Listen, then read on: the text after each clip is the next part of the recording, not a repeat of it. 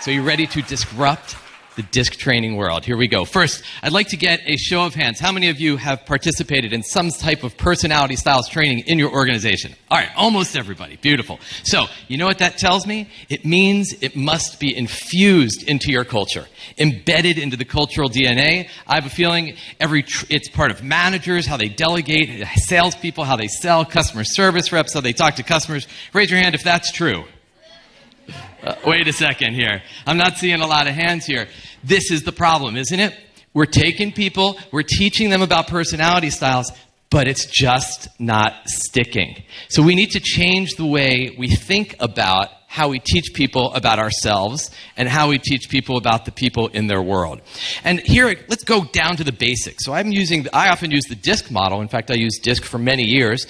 And DISC, it becomes like an alphabet soup of letters. The problem is that people learn the letters, but we've even sucked the word away from the letters, so we don't even remember what the letter stands for anymore. And so the challenge is we've got all these letters, we have to memorize them, and they're just not becoming a part of how we communicate and how we work with others.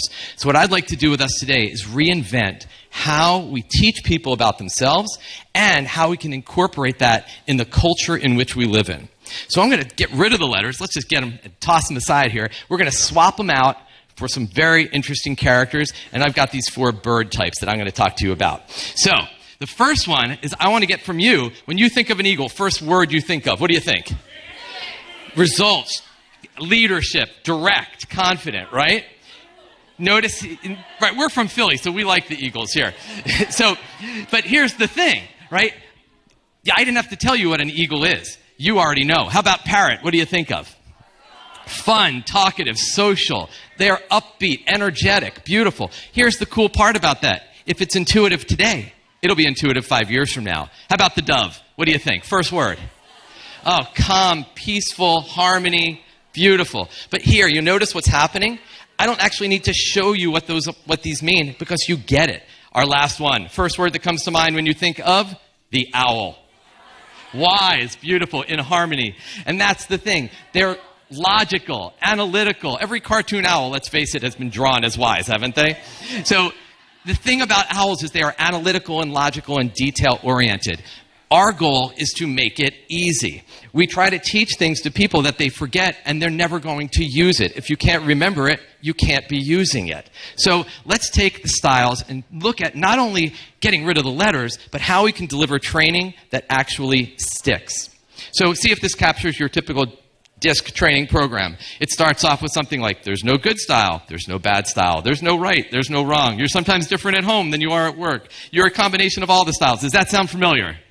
Yes, but the problem is, what we do is we then teach the styles, and it's like taking out an empty folder out of our brain, filling it with DISC wisdom, and then filing it back. Sounds good, right? But the problem is, that folder is not connected to anything. So our brain has no way to access that information. There's no possibility that we're going to say, oh, wait a minute, I'm communicating to someone here. I should think about what their style is, because that folder never gets opened. So let's teach it in a new way. Instead of creating a new folder, what we're going to do is take existing folders. Folders your brain opens all the time. Folders that are about communication and delegation and communication and how we manage stress and how we handle our time and how we work with others.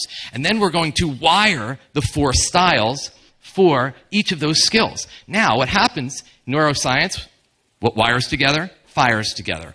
When we wire the 4 skills or the 4 styles to all of these skills, they get accessed. So here, I had this moment a little while back. I was sitting in an airport watching, I'm going to guess, a husband and wife having a conversation.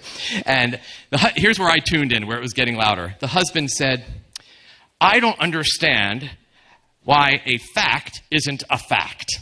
Right? You get the owl energy there, right?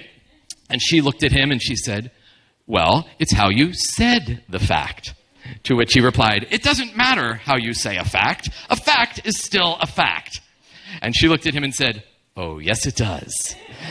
Because here's the thing. He may have gone to a DISC training program 3 weeks ago, but he did not wire himself for the skill set, so it never got triggered. If you wire the skills to the styles, we learn it, we remember it, we can apply it, and then it makes a difference and you can achieve your goals. Thank you, everybody.